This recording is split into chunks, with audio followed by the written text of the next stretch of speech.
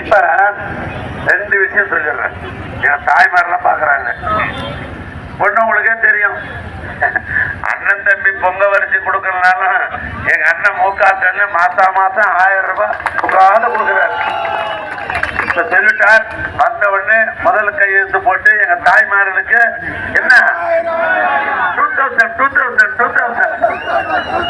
அச்சா. அடுத்து ஒண்ணு சொல்றேன்,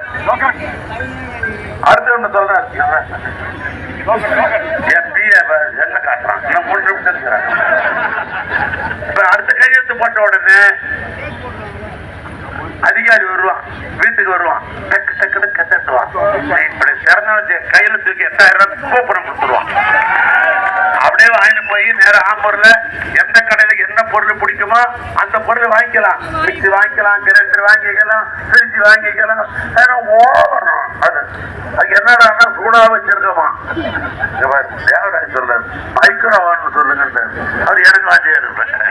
மைக்ரோ ஓவன் ஆரம்பம் என்ன சொல்றாரு,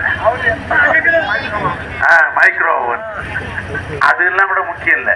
இந்த ஆம்பளைங்களுக்கு, இந்த லேடிஸ், எங்க சகோதரி, என் தாய்மார் துணியை துவைச்சு தோல் வலிச்சு போயிடுறது.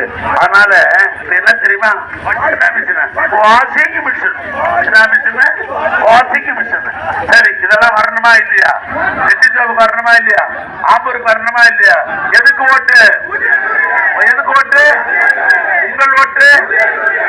ஓட்டு, எங்க சகோதரி ஓட்டு, தாய்மார் ஓட்டு, எங்க தொப்பி போட்ட பாய் ஓட்டு, என் மச்சான் ஓட்டு, என் மாமா ஓட்டு,